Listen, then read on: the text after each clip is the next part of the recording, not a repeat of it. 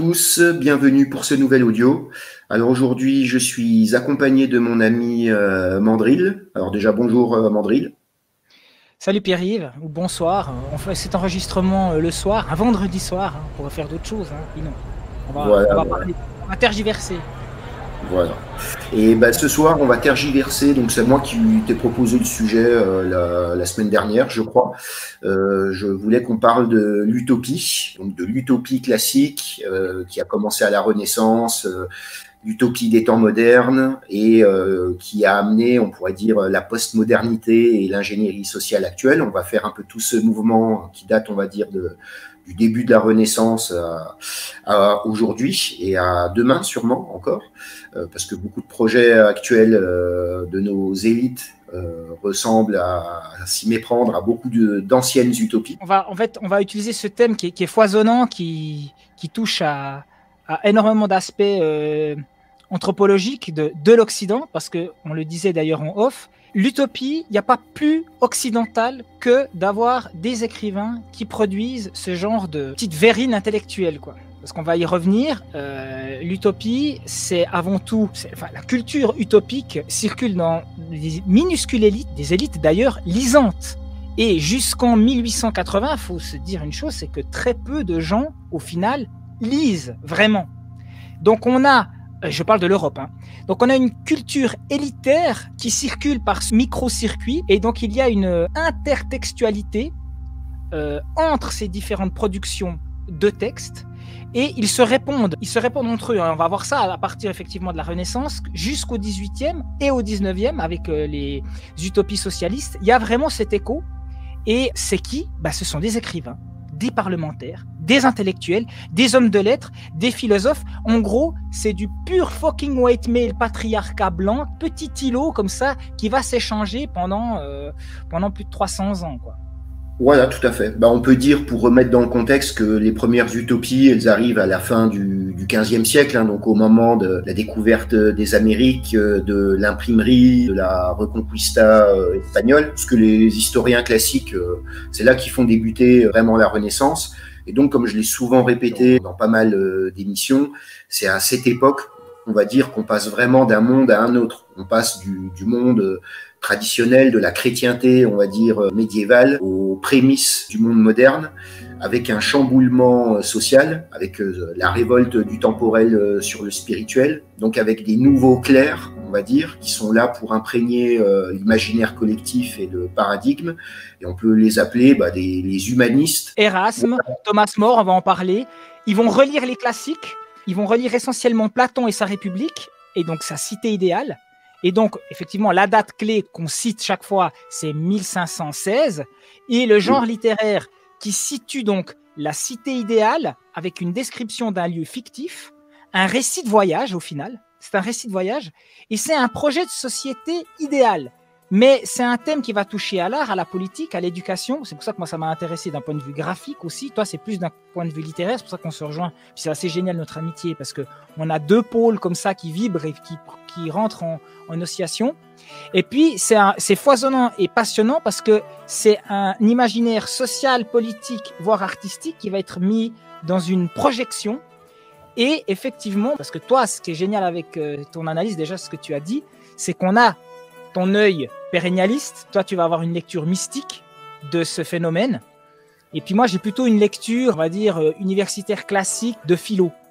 Mais c'est marrant parce que pas beaucoup de profs le disent, si ce n'est aucun prof, c'est que l'utopie, d'une certaine façon, c'est une sécularisation ou une forme, on va dire, sécularisée, laïcisée du mythe fondateur de la pensée occidentale, celle du paradis terrestre, chrétien bien sûr, qui est en fait de l'âge d'or des anciens. Voilà, exactement.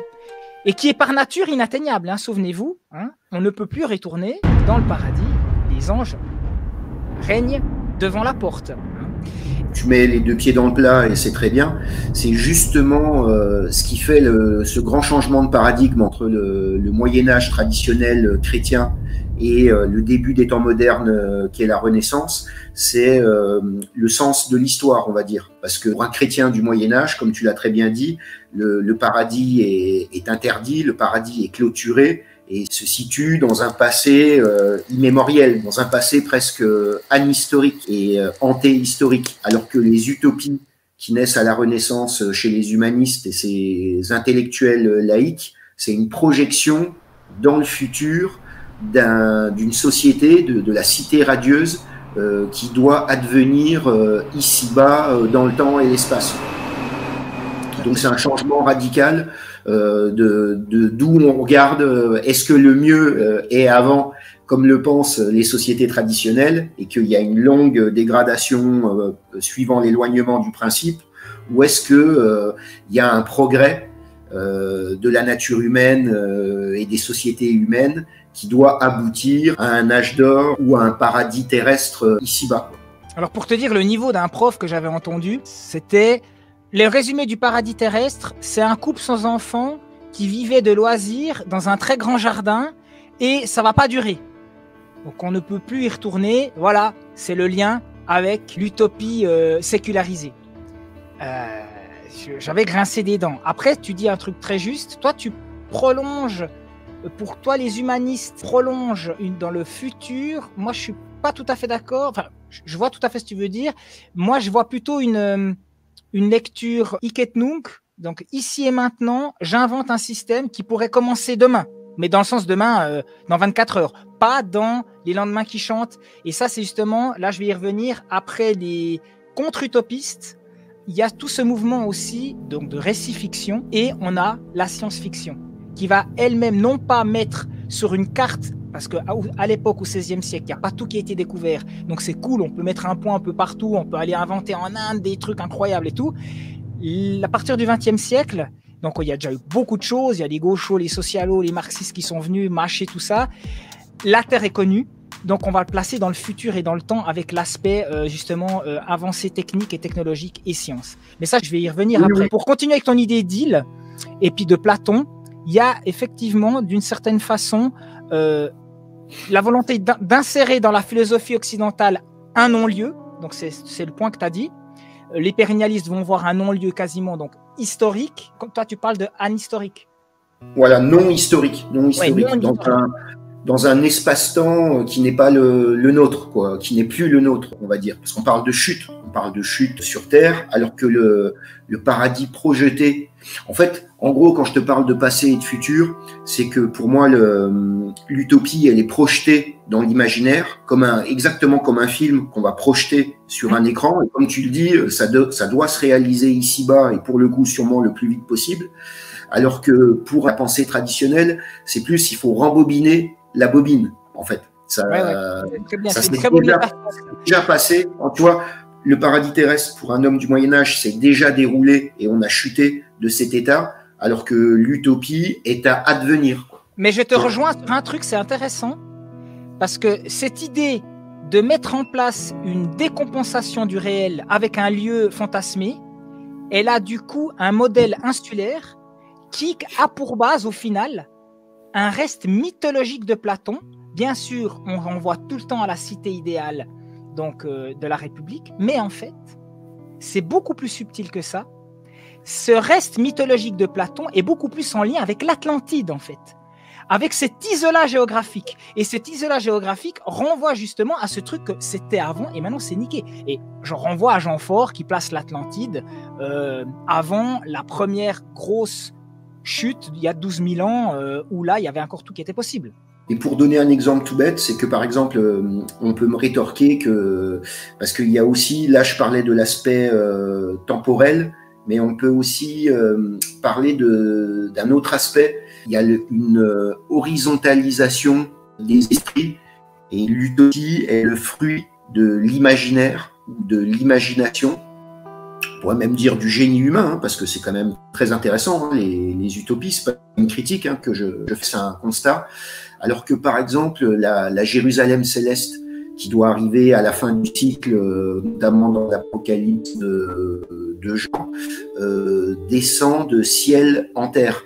Donc on a perdu cette verticalité, et notamment ce que j'appelle la théorie des trois mondes, esprit, âme, corps.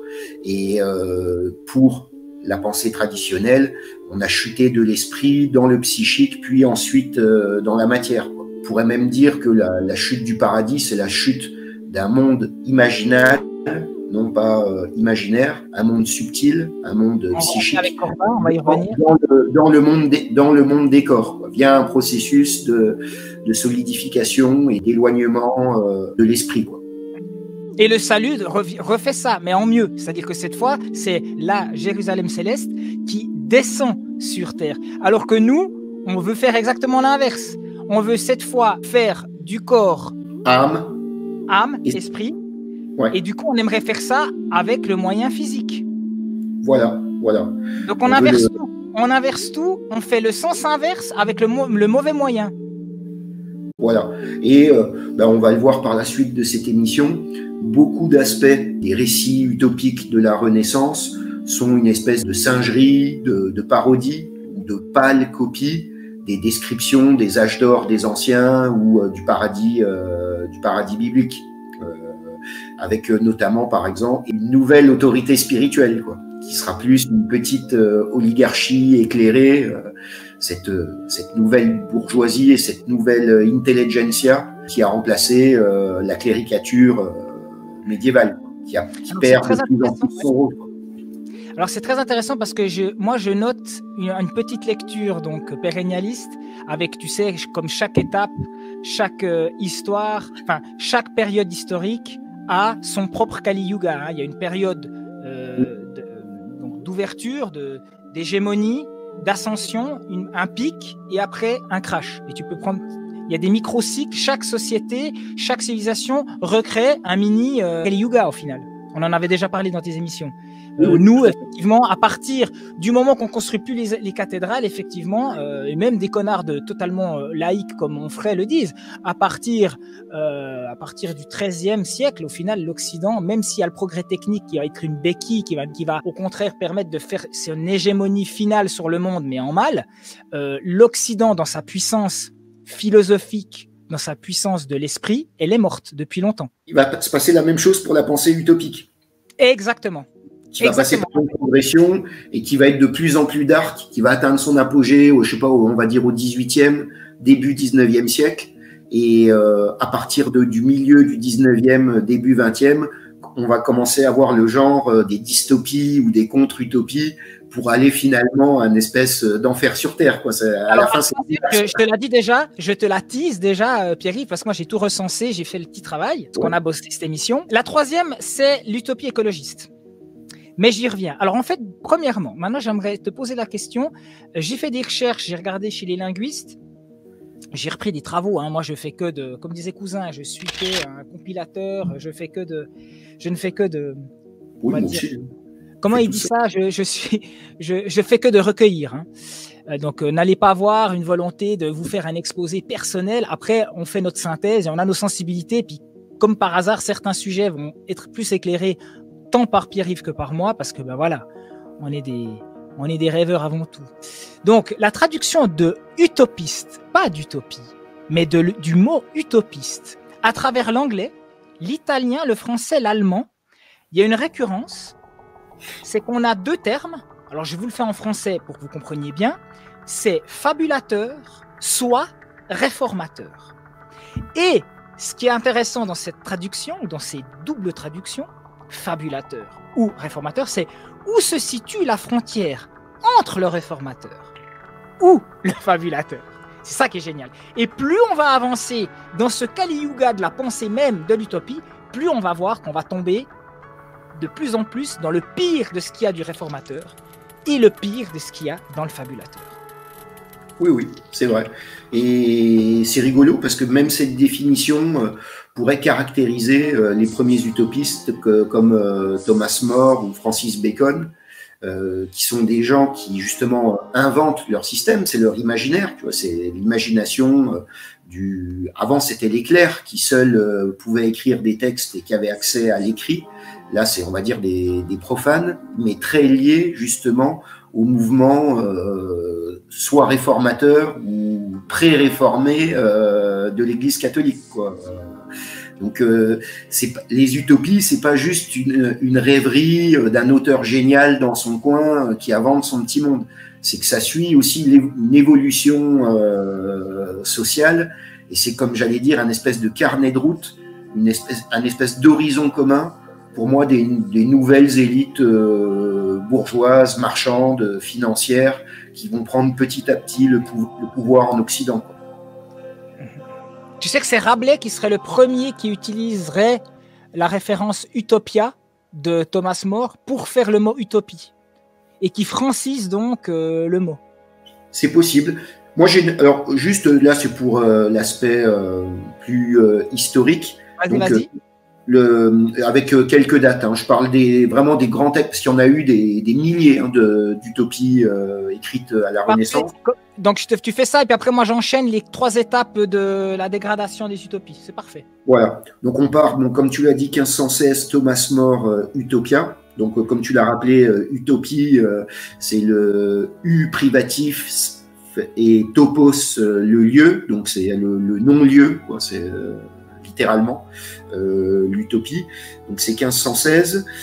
J'en avais noté une qui est un tout petit peu avant, qui peut se rapprocher de l'utopie également. C'est dans le Songe de Polyphile. C'est un livre néo-pythagoricien avec un peu d'alchimie, avec beaucoup de gravures. D'ailleurs, je te conseille de regarder les gravures du Songe de Polyphile.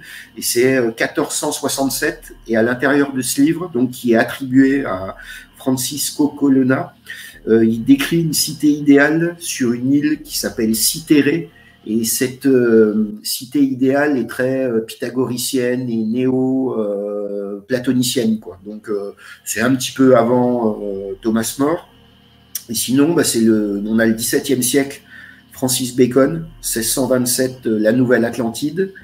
Un petit peu avant, on a Tommaso Campanella, La Cité du Soleil. Ça, c'est en 1623. On peut placer, pourquoi pas, Thomas Hobbes avec le Léviathan également. Et effectivement, Rabelais, donc c'est quelques années après Thomas More, c'est en 1534, c'est dans Gargantua avec sa fameuse abbaye de Thélème, avec, tu sais, le fameux slogan fais ce qu'il te plaît, où il décrit une île plus ou moins utopique. Mais chez Rabelais, il y a quand même toujours le côté un peu ironique, comme on peut le trouver par exemple chez Cyrano de Bergerac, aussi en 1641, où il nous parle d'un monde utopique situé sur la Lune. C'est les États et Cyrano est le premier auteur à nous faire voyager sur la Lune. Voilà. Mais toujours en décrivant une cité un peu utopiste. Je l'avais pas noté aussi, mais on peut penser aussi à Jonathan Swift aussi, dans Gulliver aussi, la découverte d'îles, avec toujours des espèces de systèmes, franchement, que moi je vais appeler pré-communistes. Ah oui, alors, mais ça va y venir. Alors ça, c'est génial. Ouais. De toute façon, la phase terminale de ce néo-communisme, c'est l'ingénierie sociale totale qu'on va vivre à l'heure actuelle, hein, avec le mythe et l'utopie du réchauffement climatique humain, qui est un communisme à l'envers pour nous la foutre bien profond, si vous me permettez un certain prosaïsme. Bon, tu nous as fait une chronologie, mais vite fait, vraiment les plus connus, sachant vraiment que si vous tapez par exemple l'article Wikipédia Utopie, vous avez plein de références, mais là nous on va parler des grands cadres généraux, quoi. On va pas faire un exposé d'universitaire justement. Et toi justement, tu as sûrement des références aussi à nous. Ouais, mais moi j'ai vraiment envie de rendre le truc intéressant et intuitif pour les gens, parce qu'au final, les sujets qui intéressent plus nos auditeurs à l'heure actuelle, c'est le côté, et je vais y revenir, ingénierie sociale à la Lucien Cerise, parce que j'ai vu récemment une de ses toutes dernières émissions, et c'est marrant parce que c'est d'ailleurs notre ami commun de Baglis TV qui m'a envoyé cette vidéo, m'a dit « Ah, tu travailles sur les utopies avec Pierre-Yves, ben, mate ça, c'est génial, c'est tout nouveau. » Et j'ai trouvé hallucinant, c'est une des meilleures émissions, c'est un truc à 4000 vues. Le mec, il a moins d'abonnés que nous, le pote là qui fait venir Cerise, et j'ai trouvé magistral cet exposé, mais j'y reviendrai. Donc, si tu me permets, je vais enchaîner maintenant ces 3 étapes que j'avais distinguées. Alors, on a une première étape. Comme ça remet de l'ordre avec tout ce que tu viens de dire. Donc, on a 3 étapes qui définissent cette grande course à l'écriture avec ce thème aussi foisonnant que l'utopie. Premier, depuis Platon jusqu'à More, enfin jusqu'à Thomas More, et on va dire même jusqu'à la Révolution, on a une utopie qui est plutôt politique. C'est le gouvernement qui pourra libérer les hommes si c'est le gouvernement de la vertu, de la sagesse et de la science. La deuxième utopie, je te parle de grands mouvements, hein, de pensée, entre guillemets, allez, j'ai envie de dire le terme, allez, d'égrégore. On va se connecter à plus du tout ce concept-là, qui est platonicien, mais on va aller chercher l'utopie industrialiste. Le mot d'ordre, c'est la machine qui va libérer, ou la machine libérera, hein, c'est à voir, l'humanité. C'est une anticipation jules vernienne dans ce paradigme. Et on a la troisième utopie, qui est d'une certaine façon l'utopie écologiste, qui, au contraire, à partir du XXe siècle, va dire non, la machine ne libère pas, elle a servi. Et d'une certaine façon, on a tout ce qui va arriver, le meilleur comme pour le pire, dans cette troisième utopie écologiste. On aura des courants parallèles donc, qui vont s'opposer à la machine avec les contre-utopistes. Donc on a Huxley, on a Orwell, qui est la synthèse au final des 3 moments de l'utopie. Et puis après, on a des grands auteurs, donc j'ai cité Huxley et Orwell, mais bien sûr, il y a Zamyatin, il y a Bradbury, Pierre Boulle et Thomas Disch pour les États-Unis. Ok, oui, je vois ce que tu veux dire. Effectivement, on est avec des interpénétrations entre ces courants. Oui. Alors, j'ai pas dit, attention, je n'ai pas dit qu'Orwell et Huxley sont des auteurs utopistes écologistes. Mais moi, je place cet égrégore large pour vraiment faire un cercle chaque fois plus grand. Là, c'est le dernier qui circonscrit tout. C'est vraiment l'idée, l'homme est soumis à la machine, qui n'est pas du tout en fait libérée. Comme je vous ai dit, la punchline, c'est non, la machine ne libère pas, elle a servi. Oui, c'est vrai. Mais ce que je voulais dire, moi, c'était plus la réflexion sur la troisième étape, parce que je suis d'accord avec toi, hein, sur l'utopie. Vas-y, mais on est là pour discuter. Hein. Mais j'aurais dit, moi, à ce compte-là, l'utopie écolo-transhumaniste. Oui, mais alors ça c'est la dernière étape. Il y aura quand même de la machine et de l'IA, on en a parlé d'ailleurs sur la chaîne de Guillaume, couplée à l'utopie verte, quoi, tu vois. Complètement. L'utopie écologique, c'est vraiment années 70 et jusqu'aux années 90. Et elle tend, et ça c'est la théorie de Lucien Cerise, mais je pensais qu'on allait parler de ça plutôt en dernière partie d'émission. Oui, mais si tu veux, ces utopies écologistes des années 70 qui maintenant, en plus, c'est pas aujourd'hui, au jour même de notre émission, il y a des connards de gamins dégénérés style tiktokeuses, qui ont jeté de la soupe sur les tournesols de Van Gogh. Donc on est typique à ce que dit Cerise. Ça, c'est la version la plus maladroite, la plus puérile, la plus ridicule d'un point de vue d'un geste politique qui aurait un certain panache. Si c'est pour celui de faire du bad buzz sur les réseaux sociaux, mon Dieu, il y a mieux à faire. Comme disait, j'ai filmé mon père face à ça, j'ai montré la vidéo à mon père, on était en bagnole, il m'a dit mais qui s'attaque aux banques, ces crétins là, là ils auraient mon appui, mais là qu'est-ce qu'ils font ces crétins, s'attaquer à l'art? J'ai eu plein de gens qui m'ont écrit c'est le nouveau Daesh, il n'y a pas plus con que ces crétins. On a l'impression que c'est c'est les nouveaux religieux, ils s'habillent d'ailleurs différemment, ils veulent se différencier, ils plantent pas des hôtels ou des églises mais des éoliennes. Et puis c'est la nouvelle religion de tout ce que la critique peut avoir d'un laïc sur la religion, justement, Cato, tu l'as maintenant avec les écolos. Juste un truc, c'est que ces 3 utopies ont des caractères communs, et pour moi c'est le côté collectiviste, communiste, on va dire, et dirigé par une petite oligarchie éclairée, détentrice de la science et de la raison, avec un grand R. Tu vois, toutes ces utopies, que ce soit celle de la Renaissance, celle du 19e, celle du 20e, 21e, on retrouve toujours ce côté que moi j'appelle carcéral, scientiste, pragmatique. Cela s'ajoute, et là je fais le lien avec Cerise du nouveau, donc, c'est que là, tu as ces 3 aspects que tu viens de citer, mais il y a le terrorisme qui s'ajoute, qui normalement n'est pas présent dans les autres. C'est-à-dire que cette écologie de salon, cette utopie écologiste, tend à l'éco-terrorisme personnel déjà, parce qu'il y a une dureté des jugements moraux sur les réseaux sociaux et le fait que déjà, même si les gens sont pas conscients qu'ils sont des terroristes, parce qu'ils vont effectivement pas jeter de la soupe contre les tableaux de maître, mais il y a un terrorisme, ou en tout cas une acrimonie, une version de solidification de leur pensée au niveau du fait qu'ils passent leur temps à juger ceux qui ne sont pas dans leur utopie. Et ça devient des êtres totalitaires dans un système démocratique qui est censé pourtant accepter le débat d'opinion. Donc on veut détruire, et c'est ça la phrase de Cerise que j'aime bien, c'est qu'avec cette écologie utopiste, dégénérée, 2.0, combiniste, compatible, on détruit ce qu'on veut sauver.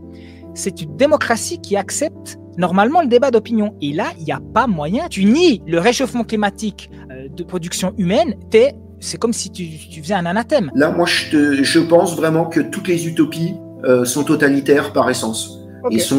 Et sont révolutionnaires. C'est juste qu'elles ont changé de nature. Et comme tu l'as dit, elles sont écolo, un peu transhumanistes aussi, même si je pense qu'effectivement la révolution verte, l'utopie d'aujourd'hui, c'est le Great Reset de Davos en fait. Tous ces gars qui balancent des trucs sur des Van Gogh, c'est des idiots utiles de cette utopie générale qui veut baisser. On est en plein dedans là avec la pseudo-guerre en Ukraine et tout ça, et les rationnements énergétiques. C'est tout à fait cette utopie-là, quoi. Mais quand tu dis sur l'aspect terroriste et totalitaire, moi je le retrouve aussi dans les utopies de la Renaissance, où on peut le retrouver, tu sais, chez par exemple, la conjuration des égaux de Gracchus Babeuf, par exemple, pendant la Révolution française, tu vois,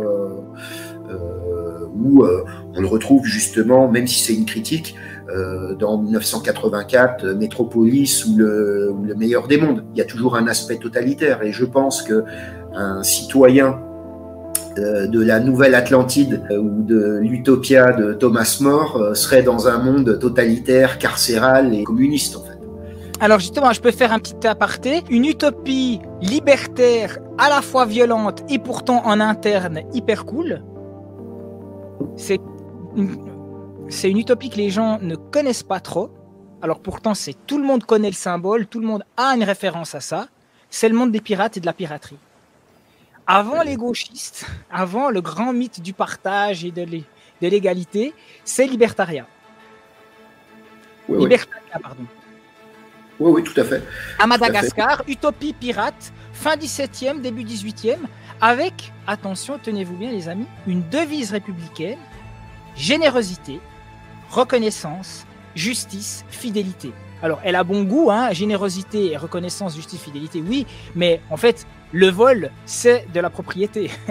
Le partage du butin, c'est la générosité. La solidarité, bien sûr, entre les membres. Il faut toujours qu'il y ait un putain de navire anglais à... Il faut toujours qu'il y ait un navire anglais à aller arraisonner pour que... Pareil, moi j'élargis le truc, c'est-à-dire totalement, c'est très intéressant. D'ailleurs, j'ai aussi étudié les pirates et effectivement, il y a un aspect utopique, mais il faut savoir que la bourgeoisie avec un grand B qui a pris le pouvoir à la Révolution française a bâti son empire sur de la piraterie et de l'appropriation de territoire, hein, de toute manière. Et comme je le dis, c'est toujours parce que malgré ces grands idéaux égalitaires de partage, de vivre ensemble, on pourrait dire propre à toutes les utopies, il y a toujours une petite oligarchie éclairée qui est là, comme on le voit dans 1984, comme on le voit dans Le meilleur des mondes, ou comme on le voit dans la Nouvelle Atlantide de Francis Bacon, avec la fameuse maison de Salomon, qui est, selon moi, cette maison de Salomon de Francis Bacon, la véritable origine de la franc-maçonnerie. C'est-à-dire que la franc-maçonnerie née en 1717 à Londres, qui a pour devise liberté, égalité, fraternité, ce qui est tout à fait les leitmotifs de la pensée utopique, avait pour but de refonder cette maison de Salomon de Francis Bacon. Et quand je dis ça, c'est pas juste philosophique en fait, c'est qu'on peut suivre, c'est à travers certains personnages un certain Samuel Hartlib, qui était un ami, on va dire, c'était quelqu'un qui était proche de Comenius ou de quelqu'un de Renaudot, tu sais, le prix Renaudot, qui étaient des gens qui ont développé, par exemple, tout ce qui était journaux, pour la presse, tu vois, la presse. Comenius, il s'occupait aussi de l'éducation, des livres pour enfants, donc de forger l'imaginaire collectif. Et ce Samuel Hartlib, qui était en connexion avec tout ce petit monde, avait écrit d'ailleurs une utopie qui s'appelle Macaria. Et ce Samuel Hartlib, il a fondé un cercle qui s'appelait l'Invisible College, le collège invisible. Vous pouvez regarder, hein, c'est dans Wikipédia ce que je dis, hein, c'est pas du complot. Et ce collège invisible a été à la base de la Royal Society, et ensuite tous les membres de la Royal Society, enfin tous les membres qui ont fondé la franc-maçonnerie venaient de ce cercle invisible et de la Royal Society, avec pour but de fonder la maison de Salomon telle qu'elle avait été décrite par Francis Bacon. Je crois même que Guénon en parle de ça, d'ailleurs. Donc ça serait une des origines les plus plausibles à la maçonnerie, quoi. Avec des origines donc bien vétérotestamentaires, quoi. Vraiment, le but... Moi, j'appelle ça judéo-protestant, quoi. Ouais, en termes de vision du monde, quoi. Parce qu'avec Thomas More, dans le genre littéraire, on a un récit fiction qui est voulu comme tel. C'est-à-dire qu'il décrit, mais c'est pas encore vraiment une injonction, entre guillemets. C'est un jeu de langage. Allez, on invente. Allez, par exemple, vous connaissez dans le délire insulaire de notre ami Thomas, on a 6 heures de taf par jour, même moins si les récoltes vont bien. Hein, c'est un idéal platonicien. Le reste du temps, on fait tout pour enrichir son esprit, se cultiver. Donc c'est vraiment l'idéal platonicien. C'est le corps, dans le sens qu'on reste dans un héritage grec. On a le corps, mais parce qu'il est utilisé pour l'agriculture, dès que tu peux t'extraire de ça, c'est pour te cultiver. Et le paysan est, d'une certaine façon, homme de lettres à la fois. C'est une espèce d'idéal. À la base, c'est cool, hein. Petite maison avec jardin pour tout le monde, et puis on change tous les 10 ans, hein, pour pas qu'il y ait de problème. S'il y en a un qui est mieux placé, puis qui a plus de soleil et tout, tous les 10 ans on change. Et puis il y a un réfectoire commun où on bouffe. Donc ça, c'est juste pour vous dire. Ça, c'est la première. Puis après, on va avancer. Je pense que Klaus Schwab aime bien aussi. Hein. Vous n'aurez rien, et la sobriété heureuse de Rabbi, vous n'aurez rien et vous serez heureux. Entre le 16e et le 18e, on recense plus de 400 utopies différentes et les codes vont gentiment changer, car on invente toujours un monde très loin où c'est parfait, puis à l'aune des révolutions et des changements sociétaux, ces utopies vont devenir de plus en plus « Ah tiens, mais si ça pouvait vraiment être comme ça, les gars, si vous voyez ce que je veux dire ». Donc au début, on fait des trucs complètement idylliques, plutôt pour, ça c'est la grande théorie des profs de littérature quand ils parlent des utopies, ils disent « Mais vous voyez, c'était en fait pour pointer les défauts du quotidien.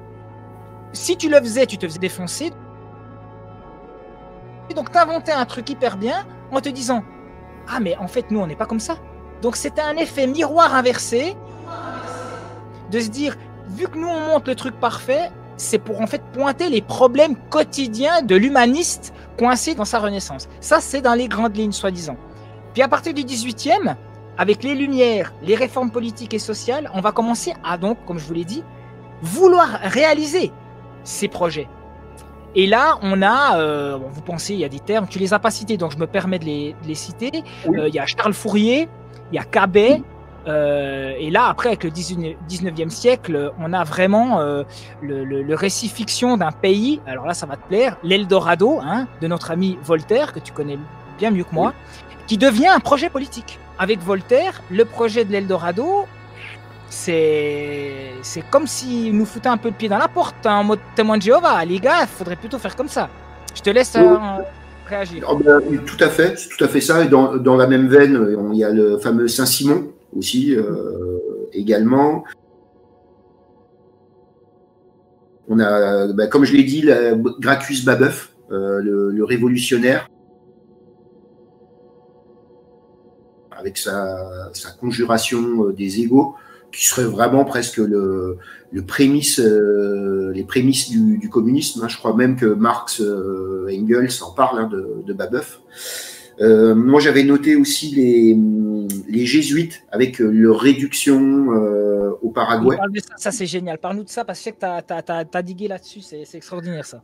Ouais, c'est les jésuites donc en Amérique du Sud faisaient des espèces de cités radieuses, mais sur le même modèle hein, que Fourier et tout ça, donc très collectiviste avec des rues rectilignes, avec l'église au milieu du village dans des camps carrés et rectilignes, quoi, et ça s'appelait des réductions, et apparemment ça a bien marché également.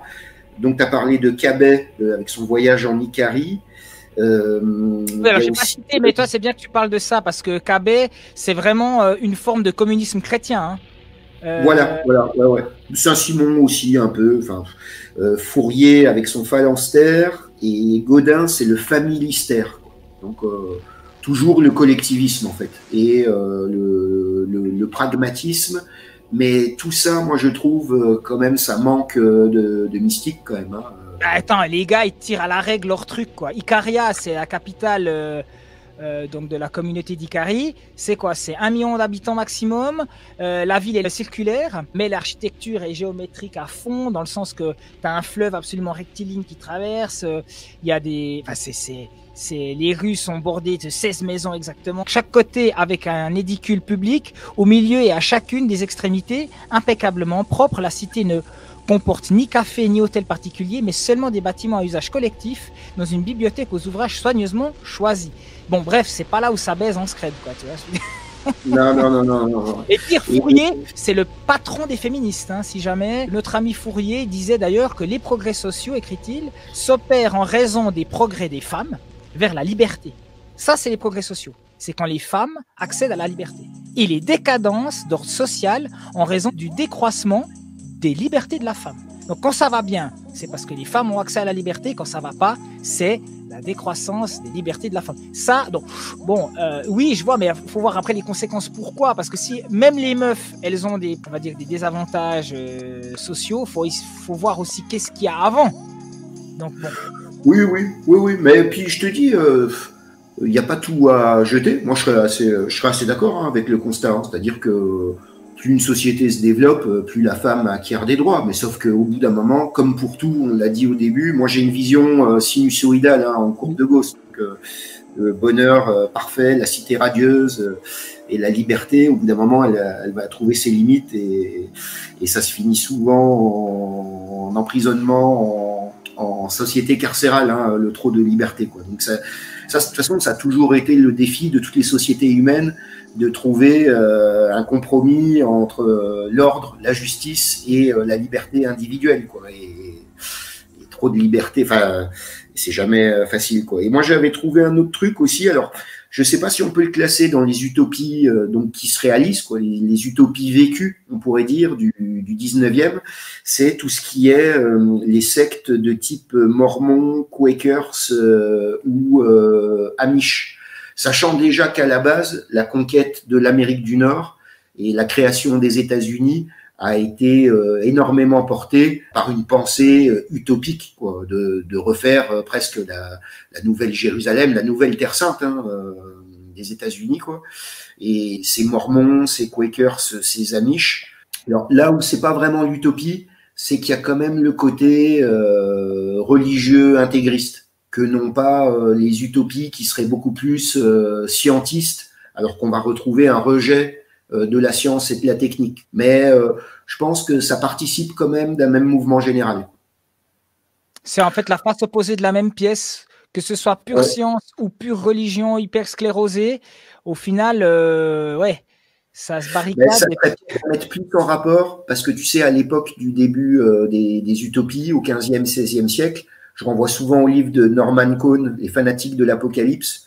Pour le bas peuple, on a eu tous les mouvements pré-réformés, des anabaptistes, des taborites, enfin tous ces mouvements complètement fous à partir du 16e ouais, même 15e, 16e siècle, donc au même moment que les premières utopies.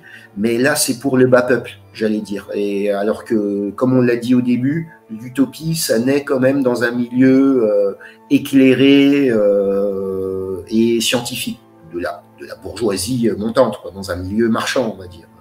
Parce qu'il y a aussi le commerce dans l'utopie, une très forte valorisation des échanges, quoi. D'où la technoscience utopique à venir. Parce que l'économie ne peut pas marcher sans la technoscience par le libéralisme. Donc il vous faut bien une société de production et de production immense. Parce que il vous faut un développement technologique immense. Cerise donne l'exemple du lobby pharmaceutique. Il faut bien des savants fous, des chercheurs, une économie libérale et puis une technoscience qui, tous ensemble, forment la structure pour pouvoir après brainwasher la masse, quoi. Oui, oui. Ah non, c'est vrai. Et tout, là je vais parler comme un marxiste un peu, mais je veux dire tout marchandisé, quoi. Au bout d'un moment, pour que cette utopie elle marche un peu en cercle fermé, tu sais, c'est de la cybernétique. Il faut que chaque pièce rentre dans le système, et pour ça il va falloir tout uniformiser et marchandiser, quoi, pour que tout puisse avoir un code barre et être reconnu par le système central, quoi. Et pire, moi je vois avec les jeunes, tu sais, j'ai une expérience de prof, j'ai vu que même les élèves voyaient le monde comme de la marchandise, et même les rapports entre eux, donc même quasiment entre guillemets j'appelle ça de la soft prostitution entre eux, entre services, ouais. Il n'y a plus une entraide pour de l'entraide, il y a tout qui est à valeur marchande. Et là, je pense que c'est un auteur que tu aimes beaucoup, c'est Joseph de Maistre, qui parlait de la réalité. Hein, donc Joseph de Maistre, pour ceux qui ne connaissent pas, pour les auditeurs un peu nouveaux sur la chaîne, c'est un contre-révolutionnaire catho qui est assez piquant. Mais l'idée de la réalité chez Joseph de Maistre, c'est bien qu'on ne voit plus la réalité telle qu'elle est, mais comme l'ingénierie, alors il n'emploie pas ce terme, mais là je fais exprès un anachronisme, mais comme l'ingénierie nous l'a fait voir, ou comme le pouvoir nous l'a fait voir, si vous préférez, pour être plus dans les termes de l'époque. Ouais, lui il parle, tu dis, de réalité. La réalité. Ouais, voilà, mais ça veut dire, parce que ça veut dire la chosification, hein, la réalité. C'est comme, d'ailleurs, justement, encore, Karl Marx, il y a un de ses chapitres qui s'appelle la réification du monde. C'est-à-dire que la réification des rapports, et puis il en fait un néologisme, la réalité. Ouais, voilà, ouais. Et là, là, on le voit à notre époque. C'est un truc de malade, d'ailleurs. Guénon en parle aussi, hein, dans le règne de la quantité, hein, qui serait presque un manuel de contre-utopie et de dystopie expliqué métaphysiquement, hein, en fait. Si tu lis bien entre les lignes le règne de la quantité de René Guénon, tu écris Le meilleur des mondes, tu écris 1984, t'écris Soleil vert. Hein, Tu fais la fonction, moi j'utilise tout le temps ce terme, je sais pas si tu te souviens en maths, c'est la fonction inverse. 1 sur pi, c'est la fonction inverse de pi, tu vois. Ouais, voilà. Et puis 1 sur 1 sur la crise du monde moderne, c'est Klaus Schwab. Et donc, on peut passer aussi au début également de ce qu'on appelle les dystopies ou les contre-utopies qui apparaissent au début du XXe siècle, quand justement on commence à voir les méfaits de la révolution industrielle et de ce progressisme qui doit nous amener vers des lendemains qui chantent, on va dire, et la cité radieuse. On s'aperçoit qu'elle n'est pas si radieuse que ça, et on commence à voir les premiers auteurs faire la critique justement de ces utopies. Finalement, sont toutes les mêmes. Toutes les utopies sont des dystopies, sauf que les utopies anciennes, c'était des projections de l'esprit, alors que les dystopies, c'est la projection d'un individu, d'un héros, d'un personnage à l'intérieur de ces utopies, et qui se rend compte qu'en fait il est en enfer et qu'il est en prison, tout simplement. Parce que par exemple, dans toutes les utopies, qu'elles soient très anciennes ou très récentes, il fait pas bon être un libre penseur, être un anarchiste, un révolutionnaire. Tu te fais vite rattraper par Big Brother ou par la bien-pensance. Maintenant, il n'y a même plus besoin de Big Brother, en fait. Les gens s'auto-flippent. Les gens, la réalité du contrôle, il est là, quoi. Les gens se contrôlent, ils sont devenus des machines à se contrôler eux-mêmes. Les réseaux sociaux, c'est hallucinant, tu pètes de travers. Moi, je me fais shadowban toutes les 2 semaines parce que j'ai fait un petit gag et puis que effectivement, je suis pas pro-Poutine, mais disons que j'ai quand même des gros doutes avec le zèle de BHL et de ce genre de conneries, tu vois. Pour reprendre. Moi, j'ai fait une émission avec Conversano. Je peux te dire qu'il y a des gens, ils n'étaient pas contents sur ma chaîne. L'utopie est une dystopie racontée de l'extérieur où on la présente comme parfaite, alors que la dystopie est une utopie vécue de l'intérieur. Voilà, c'est tout à fait ça. C'est tout à fait en mieux expliquer ce que j'ai voulu dire. C'est juste une phrase, je me suis un peu inspiré d'un auteur que j'aime pas du tout, qui est Marc Atala, que j'appelle d'ailleurs Marc Attali.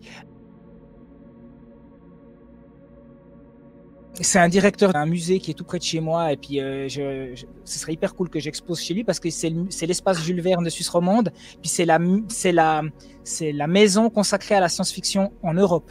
C'est un truc, il a des thunes et tout, il fait des expos super bien, mais à part ça, ce con, je peux pas lui enlever son talent, ça, il n'y a pas de problème. Mais voilà, il cite, il est assez calé aussi dans les utopies. Dès qu'il y a la RTS qui parle de ça, on lui demande à lui de faire un exposé. Par contre, moi, je préfère parler d'autres philosophes qui ont dit des choses un peu plus subtiles que lui. Je ne sais pas si tu connais Miguel Abansour. De nom, j'ai pas lu parce que je m'étais quand même bien intéressé déjà dès la fac à l'utopie. Moi, j'avais bien aimé Jean Servier. Qui est génial. Mais tu vois, sur cette idée de utopie, dystopie, ce rapport corollaire entre les deux, lui il disait, ce n'est pas l'utopie qui est le berceau du totalitarisme, mais bien le totalitarisme qui est le cercueil de l'utopie. Oui. Ah bah, ça c'est la petite. C'est le philosophe qui parle d'utopie. D'accord, mais moi je sens quand même ce côté totalitaire, même chez Thomas More, même chez Campanella, même chez Bacon. C'est peut-être parce que moi je suis pas assez psychorigide et que je suis peut-être trop anarchiste, mais ça me plaît pas, quoi. Ça me fait pas rêver, quoi, on va dire plutôt, quoi. Je parle personnellement, quoi. Ça m'a toujours un peu inquiété. Les utopies et les gens qui ont des grandes idées et les idéalistes, je sais que ça se termine toujours en goulag et en camp de concentration, généralement, quoi, à toutes les époques. Et c'est rigolo parce que tu parlais de Jules Verne, et pour moi, Jules Verne, c'est peut-être le premier auteur qui a écrit une dystopie. C'est le premier auteur dystopique pour moi, avec son livre qui avait été refusé à l'époque par son éditeur de toujours, Herzl, qui s'appelle Paris au XXe siècle, et qui est ultra dark.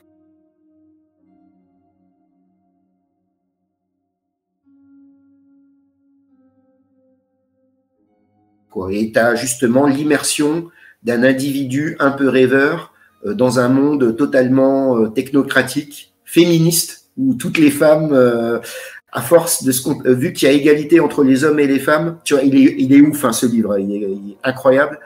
Elles ont toutes des coupes au carré dans le livre de Jules Verne, et petit à petit, à force de se comporter comme les hommes, en fait, elles perdent leur forme. Au bout de quelques générations, elles ont plus de seins, plus de hanches, et tout le monde se ressemble, en fait. Et donc c'est très actuel tout ça, parce que tu peux voir presque là pour le coup une critique des dérives du féminisme.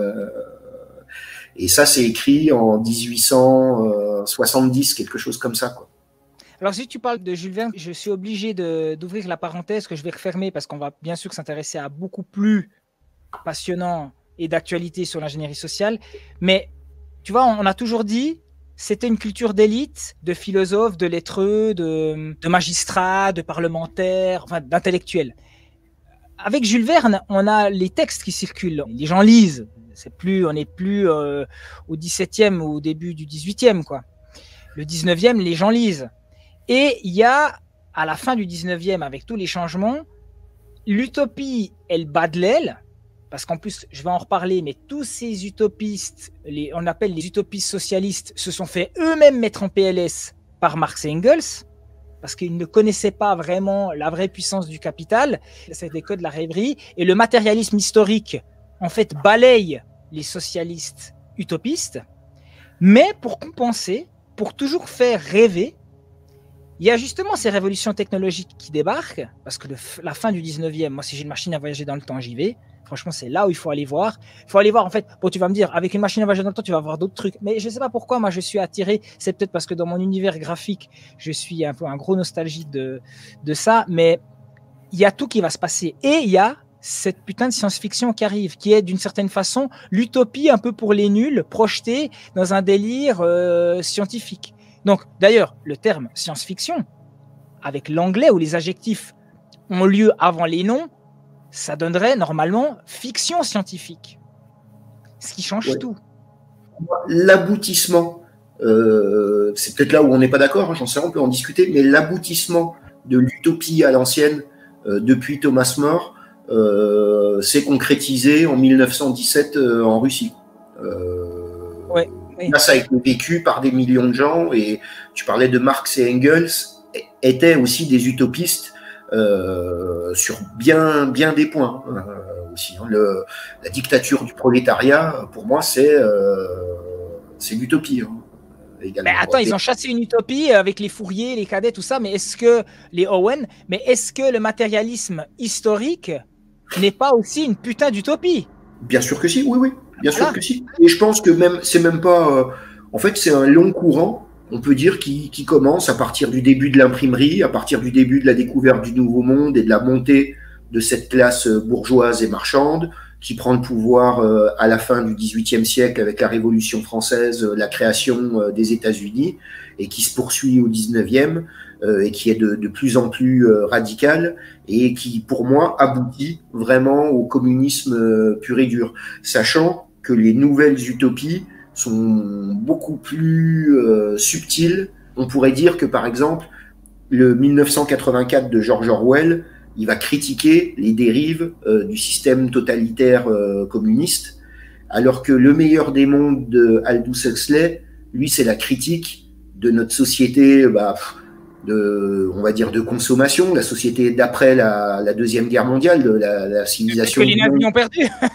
Voilà, du monde libre, tu vois, comme on dit, quoi, qui n'est pas du tout libre, justement. Et justement, quand il parlait de Lucien Cerise, lui, il montre bien justement l'aspect servitude volontaire qu'on ne trouve pas dans les anciennes utopies, où il y a toujours un pouvoir fort et des lois strictes, et si tu t'écartes de ces lois, ça va pas bien. Alors qu'aujourd'hui, les gens se fliquent eux-mêmes. Il n'y a plus besoin de Mirador, il n'y a plus besoin de faire des cités carrées ou de la mettre sur une île. L'utopie, elle est diffuse, elle est dans les cerveaux, elle est partout, et elle est cool en plus. On te la vend comme quelque chose de cool. Oui, parce que c'est vrai que dans toutes ces utopies, il y a souvent un Basileus suprême. Hein. Et ça, le gauchou, il n'aime pas le Basileus suprême. Dans la République de Platon, on pose une société égalitaire. Alors comment ça va? Et c'est égalitaire, tout, mais il y a quand même un big boss. Problème, je le résumerai comme ça, d'un point de vue philosophique, on est loin des considérations guénoniennes, mais pour vraiment faire un peu de philo, du droit, on a toujours la question du pouvoir dans les utopies, mais ce n'est pas un pouvoir pour le machiavélique au nom de la raison d'État, mais au nom de la raison du bonheur. Et ça, oui. c'est le glissement, en fait. Pouvoir de la raison d'État ou au nom vraiment de la raison du bonheur. La morale, dans ces utopies, est fondée dans un droit naturel. Et non pas dans un droit, entre guillemets, dans une théologie. Et on revient à ta distinction que tu as fait avec tes mormons, là. C'est-à-dire que eux, la morale, elle est fondée sur la cristallisation judéo-protestante, théologiquement, tu vois. Oui. Elle n'est pas fondée sur la raison du bonheur d'un État qui est justement... je ne sais pas si tu vois cette petite... Je vois tout à fait ce que tu veux dire. Et pour reprendre la distinction que je faisais justement entre 1984 et Le meilleur des mondes, dans 1984, le héros veut s'échapper de ce monde-là. Il sait qu'il est gouverné par Big Brother et que c'est un enfer, alors que dans Le meilleur des mondes, les protagonistes, soit ils se suicident, soit ils préfèrent finalement rester dans Le meilleur des mondes et pas s'en échapper. Tu vois, c'est deux deux perceptions différentes, quoi, tu vois. À part ça, je te dis un truc parce que tu l'as cité avant. Je te promets, même moi, qui suis pourtant à me faire déglinguer par Suisse romande là. Faut imaginer la Suisse romande, c'est un peu grand. Tu prends tous les départements. Je vais pas dire que c'était Paris, mais tu prends entre Lausanne, Neuchâtel, Genève, c'est un peu un Paris un peu diffusé, tu vois. Puis tout le monde se connaît. Tout le monde sait, il y a à Lausanne, il y a lui, il y a lui, il y a lui. Et à Neuchâtel, il y a lui. À Genève, il y a lui, tu vois. Que ce soit dans le rap, dans le graffiti, dans le dessin, dans les tatous. Alors que en France, tu peux déjà difficilement faire ça. En Suisse romande, tu arrives très facilement, en plus avec les réseaux sociaux, à voir. Puis c'est génial parce que ça te met les amis de qui sont les amis de qui. Hallucinant. Bref. Mais je sais que toi, tu n'es pas sur les réseaux, en tout cas Instagram et tout ça, mais moi, j'arrive tout de suite à voir les trolls quand ils viennent dans mon cercle. C'est, lui, à mon avis, c'est pas normal. C'est quand tu vois son réseau d'amis. Bref, je suis pas un féministe. Vraiment pas. Je suis pour le vrai féminisme à la Badinter ou à la, on va dire, le féminisme universitaire intelligent de l'époque, mais pas pour le néo-féminisme. Mais je te promets, Pierre-Yves, j'ai regardé Soleil Vert. J'ai jamais vu ça. En fait, je suis étonné. D'ailleurs, là, je donne une piste. Il y a des gauchos qui nous écoutent depuis le début avec le poing serré dans la poche. Ils vont prendre des notes, là. J'ai maté Soleil Vert. Je crois que même moi, j'étais choqué de voir autant de, entre guillemets, virilité. Je crois que Happy Days avec Fonzie, je sais pas si tu te souviens, hey, tu sais, il faisait des claquements de doigts, des machins. Puis t'avais ces bonnes femmes cons comme des balais, ces gourgandines américaines, là, dans ces pubs. Ouais. Et puis driving qui suivait le Fonzie là qui était ce mythe américain. C'est aussi une belle utopie ça quand tu y penses. Oui, c'est vrai, et quand tu vois je fais juste encore un tout petit tunnel dans le tunnel. Quand tu vois Fonzie, je me suis fait toute une analyse vu que moi j'ai des origines italiennes et même moi je supporte plus. Alors les Italiens sont parfaitement intégrés, d'ailleurs c'est des Suisses encore plus Suisses que Suisses. J'ai une vidéo quand je critique Onfray où on voit mon père qui débarque par hasard, puis tu vois comme il parle de l'immigration italienne, comme eux ils en ont chié, puis qui supportent pas ces Arabes qui eux demandent tout, les droits avant les devoirs, tu vois. Mais même, je comprends un truc, j'ai regardé Fonzie, puis je me suis dit, pour les Américains blancs, bon de toute façon les États-Unis c'est que de l'immigration, mais on s'entend, il y a la culture américaine. Et puis, il y a ce putain de Fonzie, italien beau gosse rocker, parce que l'époque, c'était ça, qui est l'élément culturel dissonant qui fait que la normalité devient la norme. C'est-à-dire le mec qui chie sur le système, puis qui est beau gosse, puis qui baise les meufs et tout. Et je me suis dit, en fait, à l'époque, pour que ça marche, cette première idée de désacralisation de la culture et de l'injonction occidentale chrétienne, il fallait foutre un Fonzarelli. Et puis maintenant, sur Netflix, on met des Arabes et puis des Blacks beaux gosses qui font la même chose, puis qui se tapent des blanches. Sauf que tu peux faire la même chose avec les Beatles, les Rolling Stones, les gars, ils étaient plus habillés comme leurs parents en fait, tu vois. C'était des jeunes un peu désapés, mal coiffés, du rebelle, du mauvais garçon. Le rebelle, c'est l'italien motard. Alors il a quand même, hein, il est inséré parce que tu vois, c'est l'époque Happy Days. Il aime le rock. Il fait de l'Harley Davidson et tout ça. Alors que maintenant, tu nous mets un bougnoul de cité qui fait de l'autotune, donc qui se coupe complètement de la culture populaire, en fait, au final. Ce serait même pas le vrai rap pour moi, entre guillemets, mais là c'est un autre sujet. Et puis voilà, il prend des bagnoles américaines où il fait du custom. Il va pas faire de la mobilette ou du Solex ou je sais pas quelques artefacts typiques français qui fait qu'il ait le pied entre les deux, enfin qu'il a les pieds dans les deux mondes. Chaque pied comme on passe de l'utopie à la dystopie, on peut dire on passe du héros à l'anti-héros, en fait. Après, anti-héros, je te jure, je finis comme ça le tunnel, le Soleil Vert, mais j'ai jamais vu ça. Souviens-toi, l'acteur, là, c'est ce policier qui, lui, voit qu'il y a de la corruption, puis qu'il y a cette histoire, et puis que tout le monde qui s'intéresse à cette histoire de Soleil Vert, se fait descendre, même le pasteur, mais il parle aux gonzesses. Il est là. C'est vraiment, je te rencontre, t'as la nouvelle qui vient, la nouvelle meuf qui est à donc l'espèce d'escorte de luxe pour ses riches. Lui, il a cet appart, il peut bouffer, il peut découvrir ce que c'était l'ancien monde, puisqu'il a son pote qui lui a vécu l'ancien monde.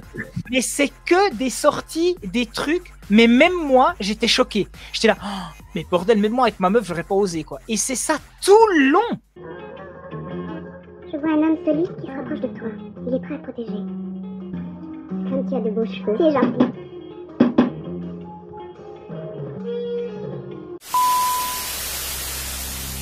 Alors, ça vous a plu, hein?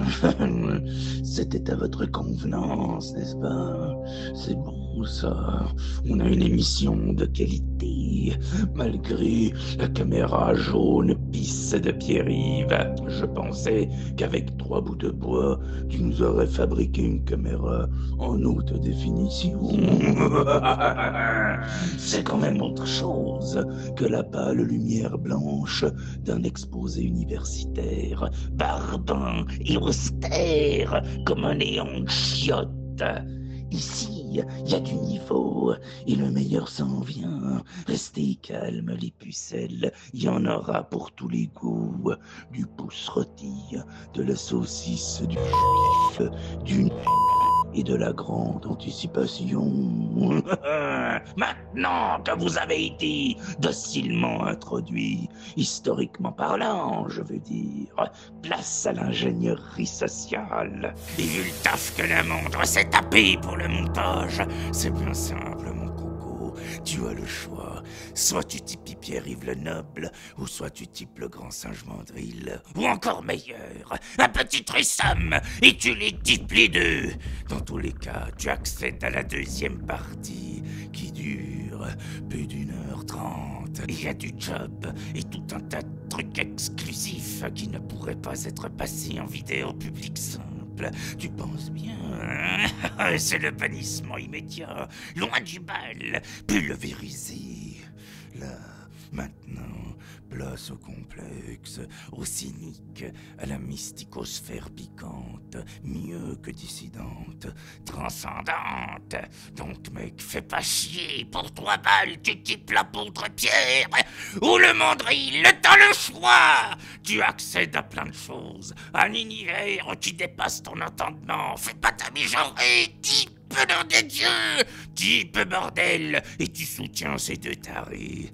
Ils t'aiment, tu sais, ces cons grand cœur, et ils aiment partager leur savoir, et surtout leurs très bons moments. Tu sais, sur cette petite conférence de sifflet, c'est Versailles lorsqu'ils parlent en toute intimité. Hein? C'est Versailles, putain, c'est Versailles. Ça brille, ça chie derrière les rideaux.